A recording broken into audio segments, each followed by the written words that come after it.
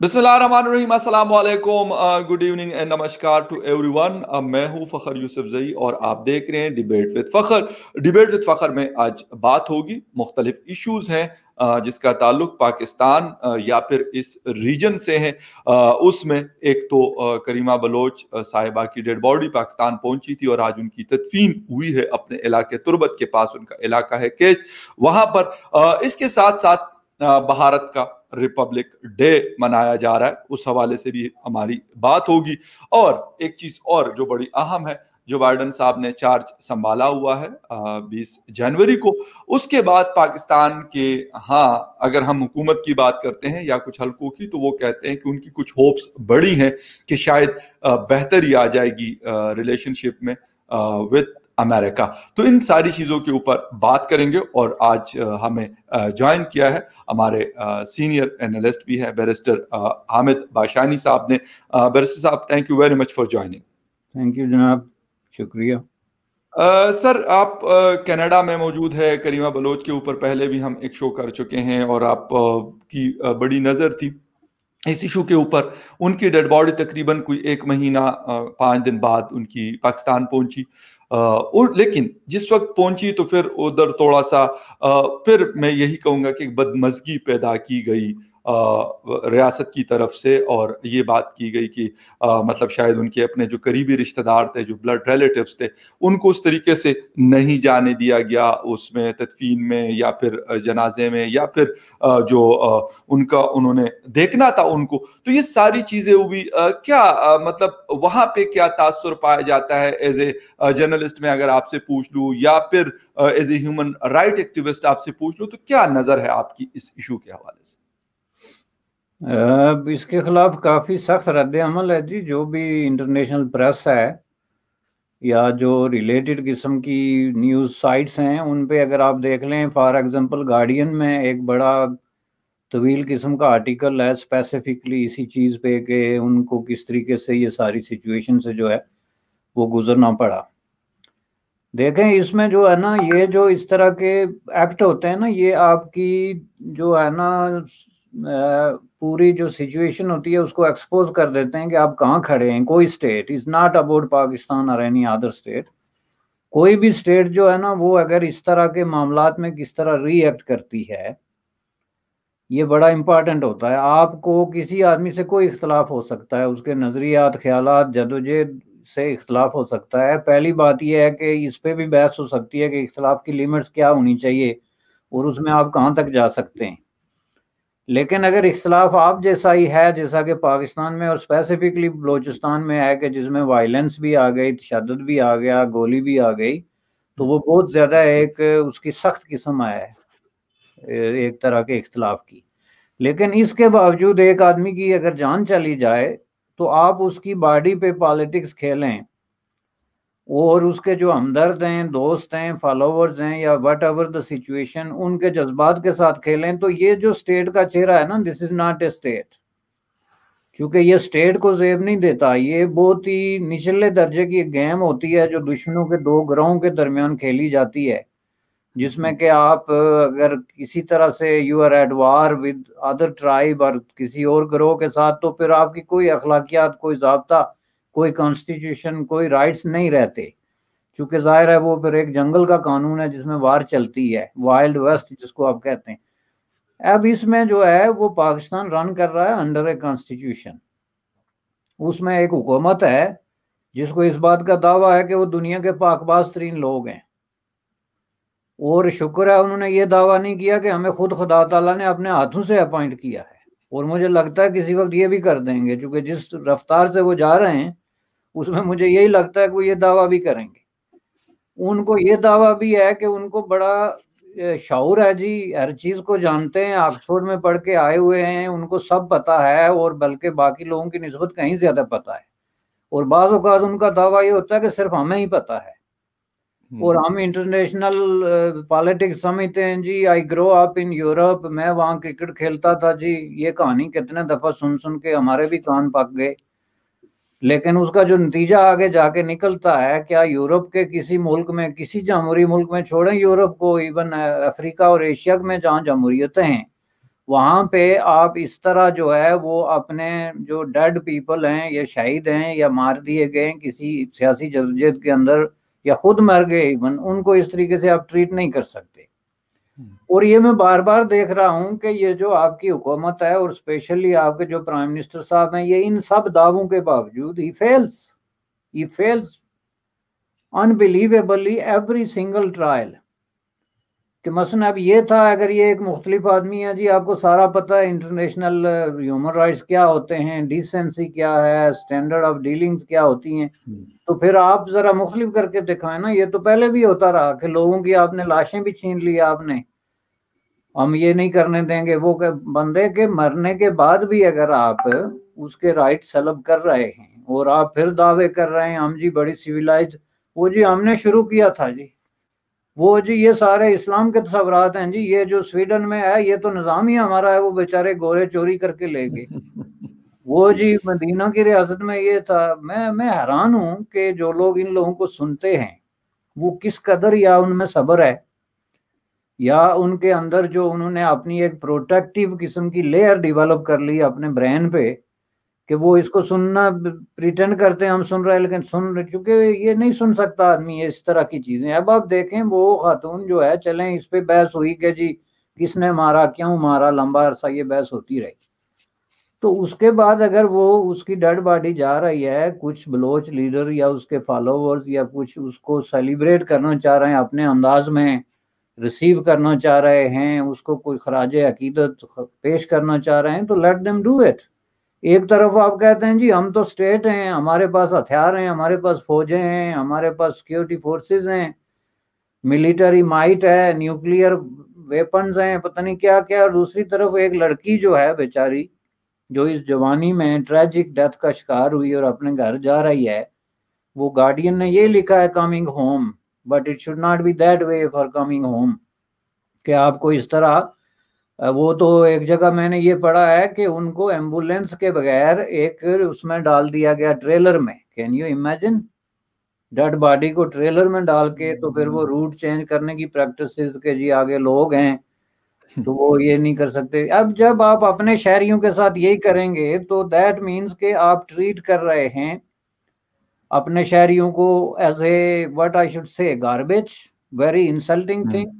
آپ کو کیا خیال ہے، ان کے کوئی جذبات نہیں ہیں؟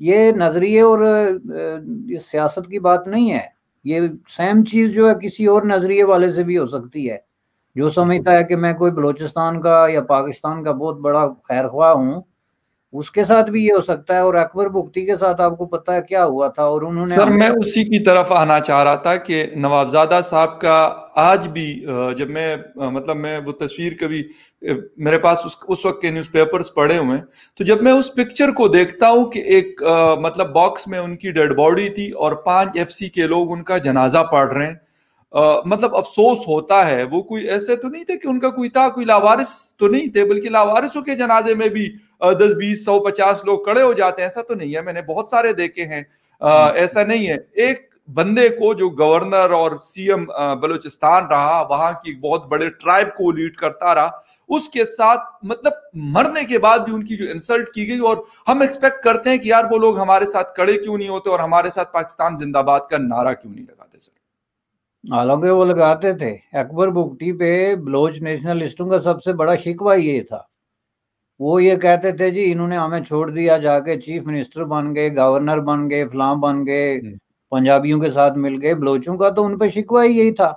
اب آپ دیکھیں نا کہ آپ ایک ایسے آدمی کے ساتھ سلوک کر رہے ہیں جو اپنا قافلہ اور اپنے لوگوں کو چھوڑ کے تو آپ کی وکٹ پہ آتا ہے، آپ کے ساتھ آ کے ملتا ہے، آپ کے ساتھ کھیلتا ہے، تو آپ اس کو ایسی عبرت ناک قسم کی موت دیتے ہیں۔ پھر اس کی جو ڈیڈ باڈی ہے اس کی یہ بے حرمتی ہوتی ہے کہ ایک بندے کی ڈیتھ ہو گئی تو آپ اس کا جو پراپر پروٹوکول ہے، پراپر جو اس کا طریقہ کار ہے، اس سے باہر نکل کے آپ اس کو ٹریٹ کر رہے ہیں۔ میں سمجھتا ہوں اس ویری انفارچونیٹ۔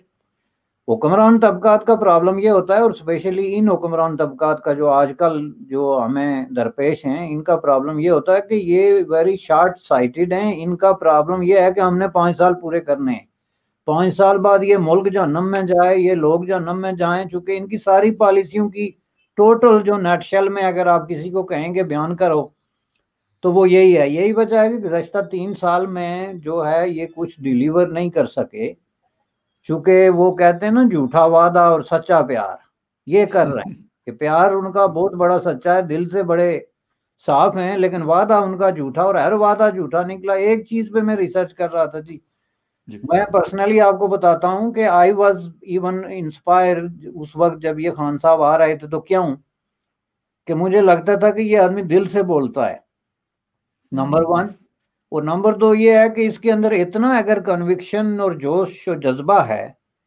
اور اتنا جو ہے وہ شیورٹی ہے کہ جو بات میں کر رہا ہوں وہ بالکل 100% صحیح ہے، تو لیٹ ہم ڈو سم تھنگ، مطلب ایسے بندے کو موقع ملنا چاہیے۔ سب سے پہلا ان کا ایجنڈا تھا جی ایجوکیشن، وہ جی میں لندن میں کرکٹ کھیل کے بڑا ہوا ہوں، تعلیم ایسے نہیں ایسے ہوتی ہے۔ بھائی صاحب آپ وہاں پہ جو ہے کرکٹ کھیل کے یا آکسفورڈ میں بڑے ہوئے ہیں، آپ مجھے یہ بتائیں کہ آپ نے یہ جو اتنا بڑا دعویٰ کیا کہ ہم یونیفارمیٹی لے کے آئیں گے ایجوکیشن میں، تو آپ نے یہ جو میکسیمم کیا وہ یہ کیا کہ یہ مدرسے ایز اٹ از رہیں گے، یہی کچھ پڑھائیں گے بچوں کو، صرف اس کے ساتھ ساتھ ہمارا سرکاری نصاب بھی پڑھائیں گے، یعنی جس کا مطلب یہ ہے کہ وہ کہتے ہیں کریلا نیم چڑھا، ایک محاورہ ہے کہ پہلے وہ بچے بیچارے معصوم بن کے جا کے قاری لگ جاتے تھے کسی مسجد میں، ٹھیک ہے، کوئی اگر دہشت گردوں کے ہاتھے نہ چڑھیں تو بے ضرر لوگ تھے، کہیں نماز پڑھا دی، جنازہ پڑھا دیا، چلو ہمیں کیا۔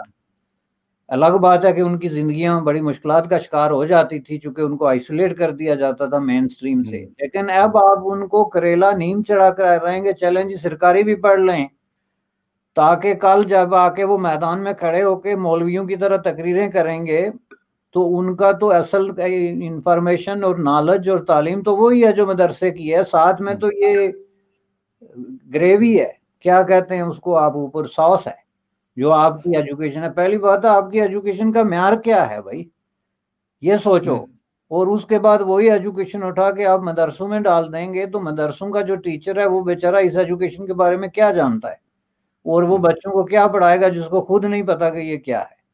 تو یہ جو ہے نا، میں اس کو فیلئر نہیں کہتا، میں اس کو کہتا ہوں کیٹاسٹروف، جس میں آپ اپنے آپ کو اور اپنی قوم کو اور اپنے لوگوں کو برباد کر کے رکھ دیتے ہیں۔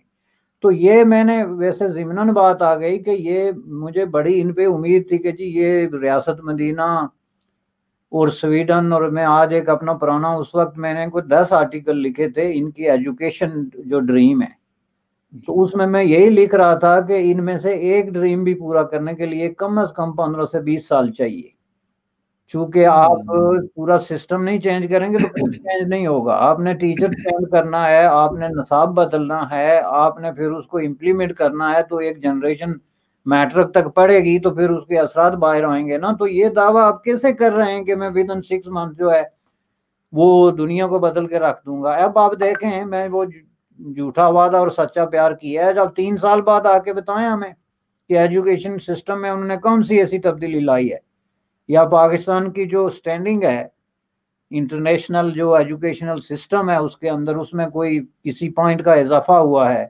کیا ہوا ہے؟ ہم تو الٹا روز پڑھتے ہیں جی فلان جو ہے پیپر بک گیا، فلان جو ایجوکیشن بورڈ کا پیپر لیک ہو گیا، فلان پبلک سروس کمیشن جو ہے اس میں نوکری بک گئی۔ کل میں پڑھ رہا تھا یہ پولیس والوں کی ٹیسٹ میں ایک ایسا آدمی پاس ہو گیا جس کو نام لکھنا نہیں آتا۔ یہ ہے آپ کا حال، اور آپ یہ سمجھتے ہیں کہ آپ بلوچوں سے ان کی لاشیں چھینیں گے۔ پہلے ان کے آپ نے بیٹے بھائی جو جدوجہد میں تھے ان کو چھینا، ان کو ڈس اپیئر کیا، اب آپ ان کی لاشیں چھیننا شروع ہو گئے، اور دس از اے فاشسٹ اسٹیٹ۔ میں آپ کو صاف کہتا ہوں کہ یہ فاشسٹ اسٹیٹ ہے، اور اس پہ کسی طرح کا لحاظ رکھنا میں سمجھتا ہوں کہ بہت بڑی کمپرومائز ہے کہ ان کو مزید موقع دیا جائے۔ یہ they have to stop themselves، وہ سمجھتے ہیں کہ ہمارے نگری ہے۔ سر مطلب کل رات ہی بلوچستان کا میرا ایک دوست ہے، اس سے بات ہو رہی تھی، تو وہ یہی بات کر رہے تھے، کہتے یار ہم چاہتے کیا ہے، ہماری مطلب 2-3 مین چیزیں کہ ہمیں کوئی اچھے ایجوکیشن انسٹیٹیوشن دیا جائے، اس کے ساتھ ایک اچھا ہاسپٹل دیا جائے ہر ڈسٹرکٹ کے اندر۔ کہتے جو ہمارے نیچرل ریسورسز ہے، جس پہ ہمارا آرٹیکل 149 کہتا ہے ہمارے کانسٹیٹیوشن کا، اس پہ پہلا رائٹ ہمارا ہے وہ ہمیں دیا جائے. ہم کیا کہتے ہیں ان سے؟ ہم ایسے کوئی غیر جسے کہتے ہیں کہ غیر شرعی اور مطلب نان کانسٹیٹیوشن کوئی ہماری ڈیمانڈ تو نہیں ہے اس قسم کی. ہاں اگر کچھ لوگوں کی ہے تو اس کے پیچھے بھی بہت سارے ریزنز ہیں, جس طرح کریمہ بلوچ یا ان کی فیملی یا پھر اس طرح کے اور بہت سارے لوگ ہیں. میں یہ نہیں کہتا کہ سارے جو ہیں وہ مطلب سٹرگل کر رہے ہیں کریمہ بلوچ صاحبہ نے جس طرح کیا. بہت سارے ایسے ہیں جن کو مطلب کوئی بیک اپ ہو رہی ہے اور وہ اپنا ایک مقصد لے کے کر رہے ہیں, لیکن جو جینون لوگ ہیں سر وہ جینون ہے, ہمیں ان کو ماننا پڑے گا اور ہمیں ان کو جسے کہتے ہیں کہ ان کے جو ڈیمانڈز ہیں ان کو ہمیں فلفل کرنا پڑے گا. یہ نہیں ہو سکتا کہ ہم ان کو لولی پاپ دیتے رہیں گے اور مطلب سی پیک کھیلتے رہیں گے ان کے ساتھ, اور حقیقت اس کے بالکل اگینسٹ ہوگی کہ ایک کلومیٹر کی مطلب 1 کلومیٹر کی موٹر وے آج تک بلوچستان کے اندر نہیں بنی. کوئی بڑا میگا پروجیکٹ ایئرپورٹ کے اوپر تو کام شروع ہوا گوادر کے اندر, لیکن گوادر کے اندر ان لوگوں کے لیے جو وہاں کی پاپولیشن ہے جن کا سب سے پہلا رائٹ ہے, ان کو بیسک رائٹس نہیں ہے, ان کے پاس پینے کا پانی سر نہیں ہے, ان کے پاس ایک اچھا انسٹیٹیوشن نہیں ہے, لیکن پتہ نہیں کتنے $1 ملین کا وہاں پہ ان کے لیے ایئرپورٹ بنایا جا رہا ہے. جیسے وہ لوگ روز کوئی امریکہ کینیڈا اور جیسے لندن ان کی فلائٹ سے اپنے چارٹرڈ جہاز رکھے ہوئے اور انہوں نے روز جانا. یہ ہم لوگ اصل میں سر آپ والی بات بالکل میں ان سے 100% ایگری کرتا ہوں, کہتے کچھ ہیں کرتے کچھ ہیں, اور وہی کرتے ہیں جس میں ہماری اپنی ذات کا فائدہ ہوگا یا جو کچھ لوگ ہیں ہمارے اسٹیبلشمنٹ کے یا ان کا فائدہ ہوگا. عام آدمی کا فائدہ کوئی نہیں دیکھتا. عام آدمی کے ساتھ یہ ہوتا ہے کہ کریمہ بلوچ شہید کی ڈیڈ باڈی آتی ہے, ان کو کیوں آپ روک رہے ہیں؟ وجہ کیا ہے اس کے پیچھے؟ انٹرنیٹ سر آپ نے وہاں پہ نہیں دیا ہوا, بیسک ٹیلی فون کال بہت ساری جگہوں پہ نہیں ہے بلوچستان میں. اگر ٹاورز لگے بھی ہیں تو وہ 2-3 سال سے سر وہ سوئچ آف ہے. کمپنیز کو کہا جاتا ہے کہ سیکیورٹی ریزنز کی وجہ سے آپ نے آن نہیں کرنی. کب تک ہم یہ سیکیورٹی ریزن 75 سال ہو گئے پاکستان کو بنے ہوئے, اور ہم یہی کہ پاکستان جو ہے نازک دور سے گزر رہا ہے. مطلب ہمارے باپ دادا نے وہ ٹائم گزارا, اب ہم ہیں, اب ہماری نیکسٹ جنریشن آئے گی اور یہی کہانیاں ہمیں سنائی جاتی ہیں. لوگ یہ بدلتے رہتے ہیں, ہماری جنریشن بھی بدلتی رہتی ہے, اور کہانی ایک ہے کہ ملک سر نازک حالات سے گزر رہا ہے. مجھے یہ بتائیں کہ سر ایسے نازک حالات جو یہ ہمیں بتاتے ہیں, میں تو اب اس کو سر اسٹریٹ فارورڈ کہتا ہوں کہ this is a big lolly پاپ جو پاکستانی لوگوں کے ساتھ یہ کھیلا جاتا ہے, یہ گیم کھیلی جاتی ہے. کب تک یہ ہمیں اس طریقے سے کرتے رہے, اور دنیا میں کتنے ممالک ہیں جس میں یہ اس طرح کے ڈرامے چل رہے ہوتے ہیں؟ سر دیکھیں سر, یہ بنیادی طور پہ یہ جو سلوک کیا جاتا ہے نا, یہ مفتوح اور مقبوضہ علاقوں کے ساتھ کیا جاتا ہے, جہاں پہ ملیٹریز ٹیک اوور کرتی ہیں لڑائی کی شکل میں یا حملے کی صورت میں. تو وہاں پہ پھر آپ پاپولیشن کو کنٹرول کرنا ہوتا ہے آپ نے, تو آپ ہر طرح کی کمیونیکیشن کے ذرائع جو ہیں وہ اس کو بلاک کر دیتے ہیں.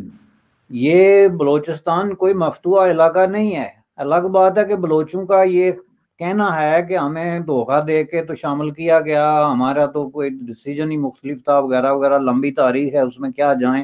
ہم بھی جانتے ہیں قائد اعظم محمد علی جناح کی ڈیلنگ کیا تھی ریاست کالات کے ساتھ, اور ریاست کالات کی جو ڈیسیجن تھا ٹو ایکسیشن پاکستان, اس کے پیچھے کیا جو ہے وہ جوریڈک اور لیگل جو اس کے آسپیکٹ تھے وہ بھی ہم جانتے ہیں. لیکن اس کو ایک طرف رکھ کے تو یہ کوئی اب جو ہے مفتوحہ علاقہ آپ اس کو بنا کے پیش کریں گے کہ آپ نے ہر کونے میں جو ہے وہ فوجیں کھڑی کی ہوئی ہیں اور آپ نے ان کا کمیونیکیشن سسٹم شٹ اپ کیا ہوا ہے. اس میں سے کوئی بولتا ہے آپ اس کو اٹھا کے لے جاتے ہیں, وہ مرتا ہے اس کی لاش چھین لیتے ہیں. تو you come on guys, you can not do some thing like this. یہ کون سا طریقہ ہے؟ ادھر سے آپ کا دعویٰ ہے جی وہ اور state of Jammu and Kashmir مقبوضہ ہے. کل میں ہنس رہا تھا کہ وہاں فاروق عبداللہ نے جو ہے وہ مودی صاحب سے ریکویسٹ کی ہے کہ پلیز ہمیں G4 دے دو. یہ فاروق عبداللہ ہے جس نے وہاں پہ کوئی 40 سال تک حکومت کی. اگر ان کے والد صاحب کو بھی ملایا جائے تو کوئی 60 سال بنتا ہے, یعنی یہی خاندان. ارے بھائی تم لوگ پہلے کہاں تھے؟ یہ انڈیا جو ہے یہیں تھا, آپ بھی اس کے ساتھ اسی طرح حکومتیں کرتے تھے. ایون آپ وفاقی وزیر تک بھی رہے سینٹرل جو ان کا ہے. تو آپ لوگوں کو اس وقت یاد نہیں آیا, تو آج آپ کو G4 چاہیے. میں سوچ رہا تھا کہ یہی بات آزاد کشمیر میں ہمارے بچوں کو جو ہے جو انٹرنیٹ دیا جاتا ہے اس میں نہ کوئی وہ ویڈیو دیکھ سکتے ہیں, نہ کوئی انٹرنیشنل ایجوکیشن جو کنیکشنز ہیں. وہ یہی بات کل ایک محفل میں ہو رہی تھی گلگت بلتستان کے لوگوں کی. وہاں کے لوگ کہہ رہے تھے کہ بھائی ہمیں تو انٹرنیٹ ہی نہیں, تو آپ سے بات کیسے کریں. ایک سیمینار تھا تو یہ ویبینار, تو انہوں نے کہا جی یہ پرابلم.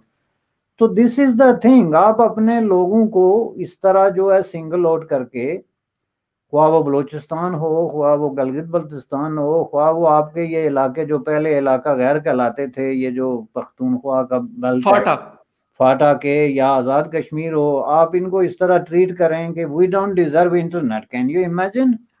یعنی ہم اس قابل نہیں ہیں ابھی کہ ہم اپنے وائز ڈیسیجن کر سکیں. جس طرح وہ کہتے ہیں نا یہاں ایڈلٹ موویز ایڈلٹ کے لیے ہوتی ہیں تو بچوں کو ایڈوائز کیا جاتا ہے، ان کی ڈسکریشن جو ہے، تو وہ ہمارے ساتھ سلوک کیا جاتا ہے کہ we are not able to decide over self. تو ہمارے جو اوپر بیٹھے ہوئے ہیں دور دراز، جن کا ہمیں نہ کبھی شکلیں دیکھی ہیں اور نہ پتہ ہے کون ہے، انویزیبل، وہ ڈیسائیڈ کریں گے کہ ہم کس قابل ہیں کہ انٹرنیٹ کے کون سے درجے پہ ہم جو ہے جا کے تو عالمی دنیا کے ساتھ جڑ سکتے ہیں. یہ میں سمجھتا ہوں کہ بہت زیادہ ہے، حد سے زیادہ ہے. یہ تو انگریزوں کا جو کالونیلزم تھا اس میں آپ مجھے کوئی ایسی مثال لے آ کے دیں.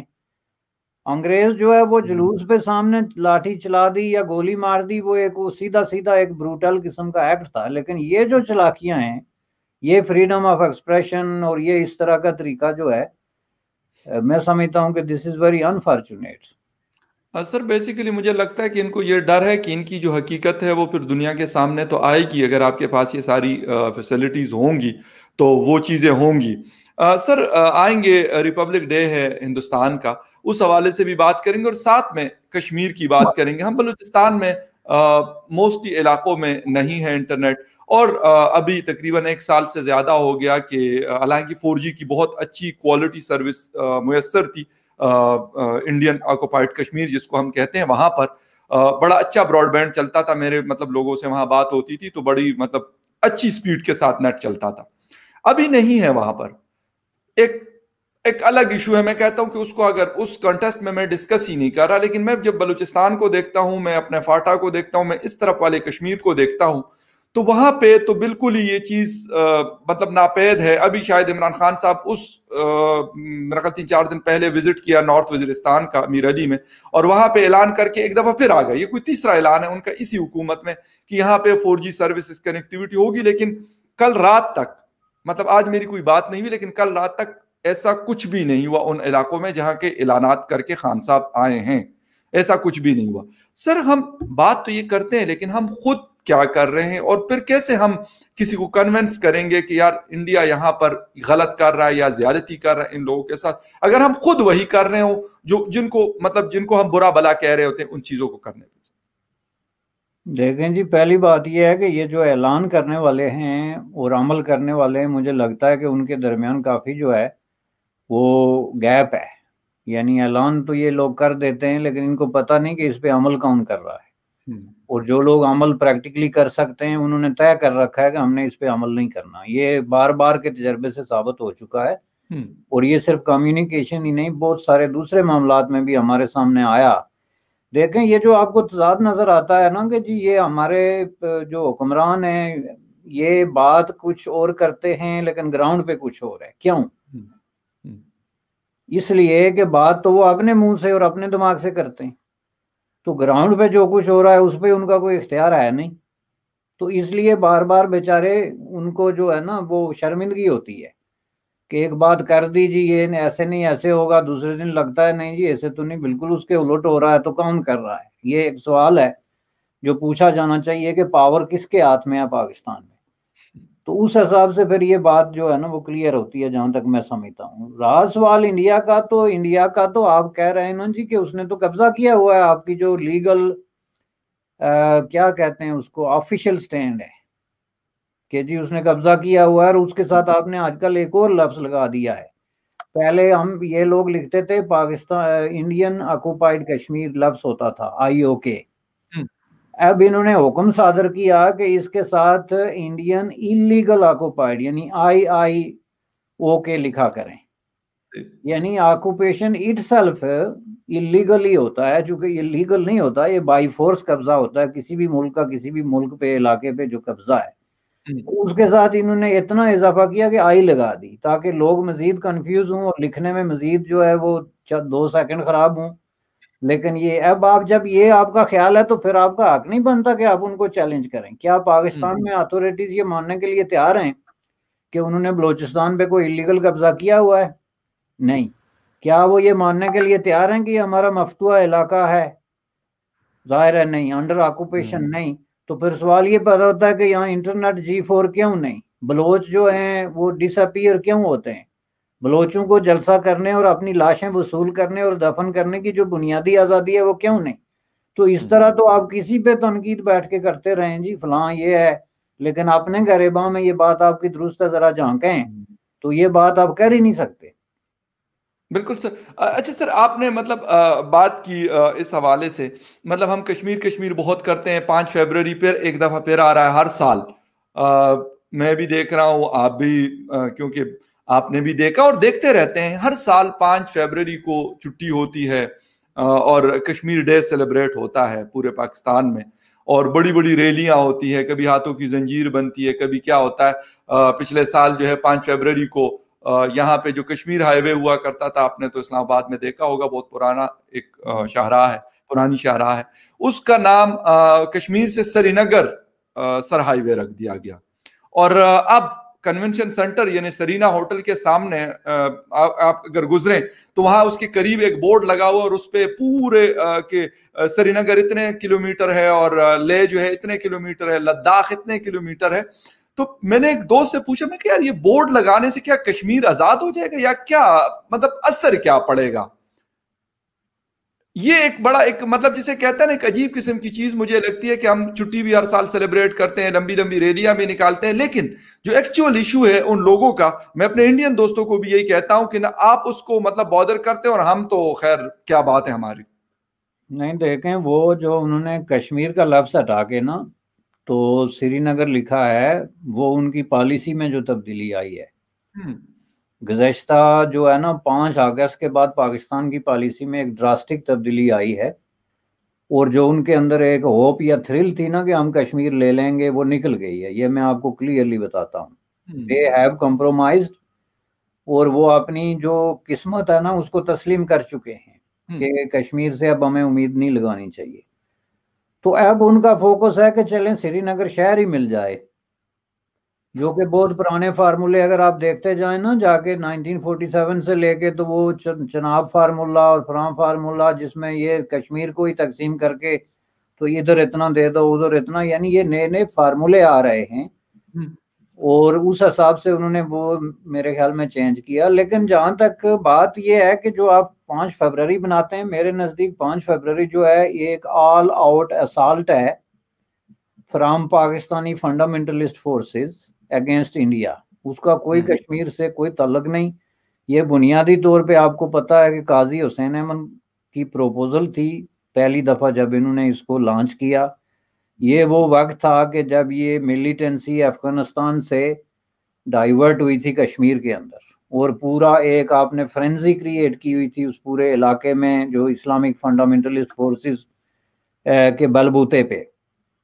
تو اس کے نتیجے میں انہوں نے کہا کہ جی اب ان سے یکجہتی بنانے کا یہ دن، اس کی وجہ یہ تھی کہ کشمیر کے اندر جو دوسری فورسز تھی ڈیموکریٹک یا پرو انڈیپینڈنس، ان کو کارنر کرنے کے لیے یہ بیسیکلی یہ چیز کی گئی جس کے پیچھے ساری جو ہے وہ مذہبی فنڈامنٹلسٹ فورسز جو ہیں وہ کھڑی تھی.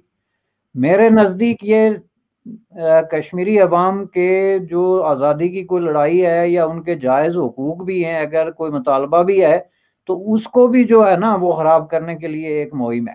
چونکہ جس طریقے سے آپ وہ ساری چیزیں بنا کے پیش کرتے ہیں اس سے کشمیر کاز کو فائدے کے بجائے الٹا نقصان ہوتا ہے. آپ اس دن جتنی تقریریں کرتے ہیں، جلوس نکالتے ہیں، اس میں آپ یہ نہیں کہتے کہ کشمیریوں کو آزادی دو، اس میں آپ یہ کہتے ہیں کہ کشمیر ہمارا حصہ ہے، یہ پاکستان کی شاہراہ ہے، ایکسیشن ٹو پاکستان، اور ہم لے کے رہیں گے اور ہمارا یہ دعویٰ صحیح ہے اور وہ قرارداد غلط ہے اور فلاں ہے. تو وہ تو آپ سمجھ لیں کہ پوری مخلوق کو اکٹھی کر کے اپنی ریئل انٹینشن بتاتے ہیں کہ ہمارا مقصد تو جناب یہ جو ہے اس چھوٹے سے ٹکڑے کو لینا ہے بھارت سے. تو اس کا کشمیریوں کو کیا فائدہ ہوگا؟ اسی کو پھر بھارت جو ہے وہ اس طریقے سے پیش کرتا ہے جہاں اس کو پیش کرنے کی ضرورت پڑتی ہے کہ جی یہ کوئی آزادی کا چکر نہیں، انٹروینشن ہے، انٹرفیئرنس ہے پاکستان کی طرف سے، اور یہ اس کا جو ہے وہ نتیجہ ہے کہ آج کشمیری بھی بالکل اسی طریقے سے نا امید ہو کے بیٹھے ہوئے ہیں. اس حوالے سے بہت سارے جو سین مائنڈڈ ہیں اور جو رائٹ تھنکنگ لوگ ہیں وہ اس نتیجے پہ پہنچ چکے ہیں کہ یہ کھیل ختم ہے. اس میں صرف جو ہے وہ چند ایک فنڈامنٹلسٹ فورسز ہو گئی، یا بہت زیادہ آپٹیمسٹک لوگ جو خوابوں کی دنیا میں رہتے ہیں اور ہر چیز میں وہ دیکھتے ہیں کہ جی یہ ہو جائے گا، کچھ اس طرح ہو جائے گا، اس کے علاوہ کوئی وہاں پہ ہوپ نہیں ہے اب. ٹھیک. اچھا سر، ریپبلک ڈے کے حوالے سے آج ریپبلک ڈے سیلیبریٹ کیا جا رہا ہے ہندوستان کا. اس حوالے سے میری کچھ دوستوں سے بھی بات ہوئی کہ یار ہمارے ہاں بھی بہت بڑی پریڈ ہوتی ہے، اور جتنی بھی ہماری ملٹری کی جو انہوں نے چیزیں اپنی بنائی ہوئی ہے یا ان کے پاس جو اویلیبل ریسورسز ہیں ان کو دنیا کو دکھایا جاتا ہے، اور یہ ساری چیزیں. تو مجھے لگا کہ جس طرح سر ہمارے ہاں 23 مارچ سیلیبریٹ ہوتا ہے اور مختلف تیاریاں ہوتی ہیں اسلام آباد میں، تو سیم لائک دیٹ مجھے لگا کہ ہندوستان کا ریپبلک ڈے بھی اسی طریقے سے. دیکھیں ہندوستان کا جو ریپبلک ڈے پہ جو ری ایکشن دکھایا جاتا ہے نا پاکستان کے اندر، کہ کچھ لوگ یوم سیاہ بناتے ہیں، اسپیشلی کشمیری حلقے جلوس نکالتے ہیں، جلسے کرتے ہیں اور تقریریں کرتے ہیں. میں سمجھتا ہوں کہ یہ گراس مس انڈرسٹینڈنگ جس کو آپ کہتے ہیں اس کا اظہار ہے. چونکہ ریپبلک ڈے جو ہے اس کا ایک پس منظر ہے. یہ 26 جنوری 1950 کا وہ دن ہے جب انڈیا نے اپنا کانسٹیٹیوشن ان پلیس کیا تھا، اور یہ سیلیبریٹ کرتے ہیں کہ جی اس دن ہم نے اپنا کانسٹیٹیوشن جو ہے اس کو فائنل شکل دے کے امپلیمنٹ کر دیا تھا. This is not the day of azadi, جو کہ وہ 15 اگست 1947 کو بناتے ہیں. تو آپ یوم سیاہ بنائیں کہ ان کو آزادی کیوں ملی، حالانکہ وہ بھی عجیب منطق ہے. اب آپ اس کس بات پہ یوم سیاہ بناتے ہیں کہ انڈیا نے اتنا بہترین کانسٹیٹیوشن بنا دیا؟ آئی ایم سوری ٹو سے آپ کو 70 سال ہو گئے کانسٹیٹیوشن ہی نہیں بن سکا. 1973 کا کانسٹیٹیوشن جو ہے 1947 سے لے کے 73 تک آپ ذرا گن کے دیکھیں، وہ جب بنا تو اس پہ بھی آج تک اتفاق نہیں ہے. کوئی کہتا ہے 18ویں ترمیم ہٹاؤ، کوئی کہتا ہے فلاں کر دو، کوئی کہتا ہے جی مائنارٹیز رائٹس، ریلیجس رائٹس فلاں، یہ سارے اس پہ ایشو ہیں. میں آپ کو بتاؤں انڈیا سے آپ کی ہزار دشمنی صحیح اپنی جگہ، لیکن یہ جو انہوں نے کانسٹیٹیوشن بنایا نا یہ ایک میریکل ہے. اس کانسٹیٹیوشن کو ایز اے لائر میں نے کمپیئر کیا یونائٹڈ اسٹیٹ آف امریکہ کے کانسٹیٹیوشن کے ساتھ، میں نے اس کو کینیڈین کانسٹیٹیوشن کے ساتھ کمپیئر کیا، میں نے اس کو فرانس کے کانسٹیٹیوشن کے ساتھ کمپیئر کیا. دنیا کے لیڈنگ کانسٹیٹیوشن اس وقت دو جو ہے ماڈل کے طور پہ ہمارے پاس ہیں، وہ ایک یونائٹڈ اسٹیٹ آف امریکہ کا، ایک فرانس کا ہے. یہ جو انہوں نے کانسٹیٹیوشن بنایا، انہوں نے دنیا کے ہر اچھے کانسٹیٹیوشن سے سب سے بیسٹ چیز اٹھا کے اس میں ڈال دی. یہ میں اس پہ 20 دن ڈیبیٹ کرنے کے لیے تیار ہوں. ایک 70/70 اگر آپ اس میں جائیں تو انہوں نے ایک سوشلسٹ ریپبلک جو ہے ڈیموکریٹک سیکولر ریپبلک بنا کے کانسٹیٹیوشن رکھ دیا. جو لکھے ہوئے کانسٹیٹیوشن ہے اس میں دنیا کا سب سے بڑا اور ڈیٹیل کانسٹیٹیوشن ہے جس میں ہر آدمی کے رائٹ ہیں. I am talking about constitution, I am not talking about the situation on the ground. چونکہ یہ جو ری ایکشن ہے یہ کانسٹیٹیوشن کے خلاف ہو رہا ہے نا، یہ تو کوئی مثلا مودی صاحب کی حکومت یا منمون صاحب کی حکومت کے خلاف تو نہیں ہو رہا نا، یہ تو میں سے بن رہا ہے 26 جنوری کے خلاف.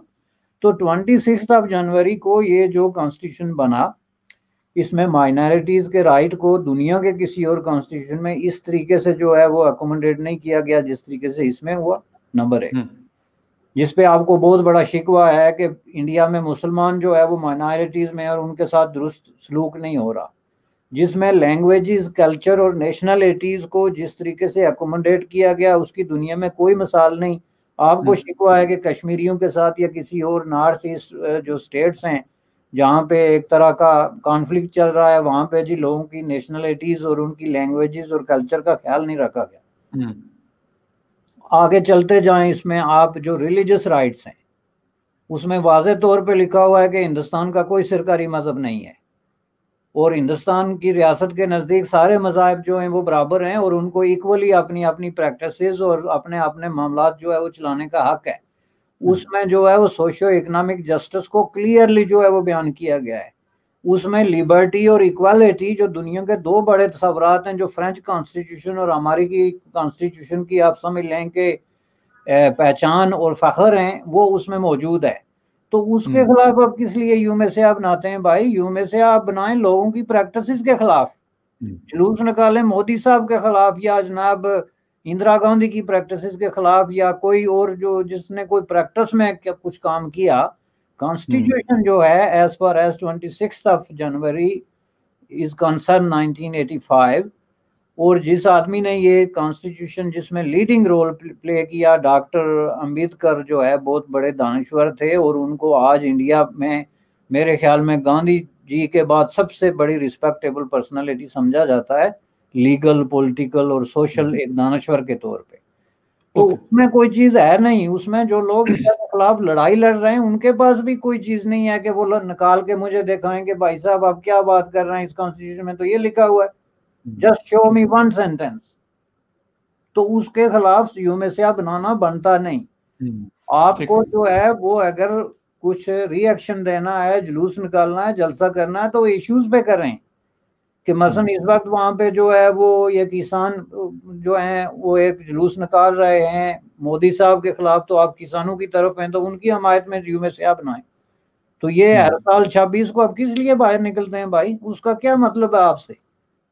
یعنی اس سے آپ اندازہ لگا سکتے ہیں کہ یہ ہے ہمارا عقل اور یہ ہے ہماری دانش کہ ہم ایک ایسی چیز کے خلاف ہر سال جو ہے یوم سیاہ بناتے ہیں جو دنیا کا بیسٹ ڈاکومنٹ ہے. اب میں یہ نہیں کہتا کہ وہ بیسٹ ڈاکومنٹ پریکٹس میں ہے کہ نہیں، میں نے وہ وضاحت کر دی کہ اگر آپ کو پریکٹس سے اختلاف ہے تو اسے اٹھائیں. یہ حالت ہمارے دانشوروں کی اور یہ سیاستدانوں کی. بالکل سر، آپ نے بات کی کانسٹیٹیوشن کی. انفارچونیٹلی پاکستان کے کانسٹیٹیوشن میں خیر ایک تو 56 کا بنا، پھر 63 بنا، پھر فائنلی 73 بنا، بہت ساری چیزیں ہوئیں. 18 امینڈمنٹ کے اوپر ابھی یہ حکومت لگی ہوئی، اور اس کے ساتھ جو کنٹرولر ہمارے ہیں پاکستان کے وہ کہہ رہے ہیں کہ یار ہمیں پسند نہیں ہے کیونکہ ہمیں اس میں نقصان ہے، تو کہہ رہے اس کو ریورس کر لو. بہت ساری چیزیں، خیر اس کو ابھی ڈسکشن کا ٹائم سر اس پہ نہیں ہے. سر اگر بات کریں اس وقت جو بائیڈن صاحب کی، انہوں نے چارج لے لیا، حکومت ان کی آ گئی اور ٹرمپ صاحب رخصت ہو گئے وائٹ ہاؤس سے. پاکستان میں یہ تاثر ہے کچھ لوگوں کا، ویسے میں تو میرا ذاتی خیال یہ ہے ایز اے اسٹوڈنٹ آف جسے کہتے ہیں کہ جرنلزم، میں تو کہتا ہوں کہ شاید ایسا کچھ ہونے والا نہیں ہے. جس طرح ٹھیک ہے ٹرمپ تھوڑے سے اگریسو تھے، ہو سکتے جو بائیڈن اس طریقے سے نہ ہو، بٹ پالیسیز تو ان کی کوئی ایک دن کی پالیسی نہیں ہوتی کہ مطلب وہ تو سالوں ان پہ لگایا جاتا ہے، ٹائم لگتا ہے، اس کے بعد اس کو وہ امپلیمنٹ کرتے ہیں اور اس کو آگے لے کے چلتے ہیں. لیکن پھر بھی کچھ لوگ بڑے ہوپ فل ہیں کہ یار ہو سکتے کشمیر کے ایشو کے اوپر یا پاکستان کے ساتھ ان کے تعلقات، یا پاکستان جس طرح ان کا الائے تھا افغانستان میں، تو اس میں کوئی تھوڑی سی پاکستان کو کوئی سافٹ کارنر ملے. تو آپ کیا دیکھ رہے ہیں اس چیز کو، ابھی اس چینج کو؟ دیکھیں جی، یہ چینج کے اس کے دو پہلو آپ نے خود بیان کر دیے. پہلا تو یہ ہے کہ وہ ہر وہ چیز ریورس کرے گا جو امریکی رائے عامہ اور وہاں کے دانشور اور پالیسی میکر سمجھتے ہیں کہ اٹ واز ٹو ڈراسٹک اور ان ایکسیپٹیبل، جو پوری دنیا کو پتہ ہے. وہ کر بھی دیے. جو پہلی 15 آرڈیننس اس نے جاری کیے وہ سارا جو ٹرمپزم کا جو وہ پہلو تھا اس کو اس نے ریورس کر دیا. افغانستان کے حوالے سے بھی ان کی سٹیٹمنٹ آ گئی کہ ہم اس کو ریویو کریں گے، اور ریویو کریں گے in relation to the Afghan جو ریبلز ہیں ان کا جو ریلیشن شپ ملیٹنٹس کے ساتھ اور دہشت گردی کے ساتھ بنتا ہے اس کے ساتھ. کیونکہ ٹرمپ تو ہر چیز کو اوور لک کر رہا تھا نا، وہ تو اس میں تھا کہ نکلو بس، باقی چھوڑو اور نکلو. تو یہ اس کو پھر ری اوپن کریں گے. پاکستان کو کوئی فائدہ صرف اس وقت ہو سکتا ہے جب پاکستان اپنی پالیسیاں چینج کرے. اور پاکستان کی یہ جو ڈبل سپیک پالیسی تھی نا افغان ایشو پہ یا کسی بھی اور ایشو کے، امریکہ کے ساتھ، ریجنل ایشوز پہ، انڈیا کے ساتھ، چین کے ساتھ، اینی ادر، اس کو جب تک وہ فکس نہیں کرتے، اس میں کوئی امریکی خواہ کوئی صدر آ جائے. یہ دیکھیں پاکستان کی مشکلات جو ہیں یہ ٹرمپ کے دور سے شروع نہیں ہوئی تھی، یہ اس سے پہلے اوباما کے آخری 2 سالوں میں یہ ساری چیزیں. اور یہ آپ کی بات درست ہے کہ وہاں پالیسی میکر جو ہے پالیٹیشنز نہیں ہوتے، ایک محکمانہ کاروائیاں ہوتی ہیں. اسٹیٹ ڈپارٹمنٹ ان کے جو ایک پروسیس ہوتا ہے سلو قسم کا، اسٹڈی گروپس ہیں، تھنک ٹینکس ہیں، ان کے نتیجے میں پالیسی بنتی ہے، کوئی مذاق نہیں ہے. تو پاکستان کو اس معاملے میں میں سمجھتا ہوں کہ یہ ایک اور دھوکہ، اور اسپیشلی جو لوگ یہ کہتے ہیں کہ اس چینج کی وجہ سے کشمیر ایشو پہ کوئی فرق پڑے گا یا آپ کو کوئی حمایت ملے گی، تو میں سمجھتا ہوں کہ یہ ایک نیا فریب ہے جو کشمیری عوام کو دینے کی کوشش کی جا رہی ہے، تاکہ اس فریب کے ساتھ جو جڑے ہوئے لوگ ہیں، وہ جن کے معاشی مفادات ہیں، جن کے سیاسی مفادات ہیں، ان کو وہ محفوظ رہیں، چونکہ اس عرصے میں کچھ لوگ بے روزگار ہو گئے ہیں۔ کشمیر کے اندر جو کچھ ہوتا ہے، ملیٹنسی ہے، پولیٹیکل ہے، ایجیٹیشن ہے، سب کچھ ہے، اس میں بہت سارے گروپوں کے لوگوں کے مفادات جڑے ہیں۔ تو وہ مفادات جو ہے وہ اب ان کی کوشش ہے کہ ان کو نئے سرے سے ایک ہوپ کریٹ کر کے وچ از فالس ہوپ، تو ہم کہیں گے جی پتہ نہیں کیا قیامت آ جائے گی، کچھ بھی نہیں ہوگا، he is not going to do nothing.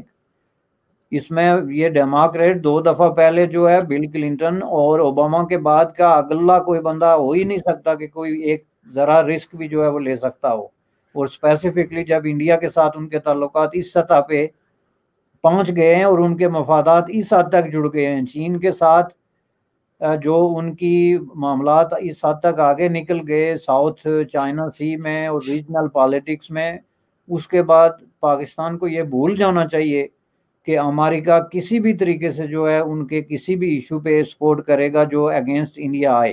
تو یہ بالکل میری کلیئر سوچی سمجھا جو ہے وہ خیال ہے۔ اوکے، تھینک یو ویری مچ، آپ نے یہ بات کلیئر کر دی۔ کچھ لوگوں نے یہاں پر بھی، کچھ اپوزیشن کے لوگ جو فورن پالیسی کو سمجھتے ہیں، انہوں نے بھی یہی بات کی جو آپ کہہ رہے ہیں کہ ایسا کچھ نہیں ہونے والا۔ اگر کسی کو یہ غلط فہمی یا خوش فہمی ہے حکومت میں بیٹھ کر یا پھر ہمارے ملٹری کو، تو شاید وہ ان کو غلط فہمی تو ہو سکتی ہے یا خوش فہمی تو ہو سکتی ہے، لیکن حقیقت کا اس سے شاید کوئی تعلق نہیں ہے۔ Thank you very much sir, آپ نے جوائن کیا، and thank you very much viewers for watching debate with Fakhar Yousafzai زئی۔ Thank you very much.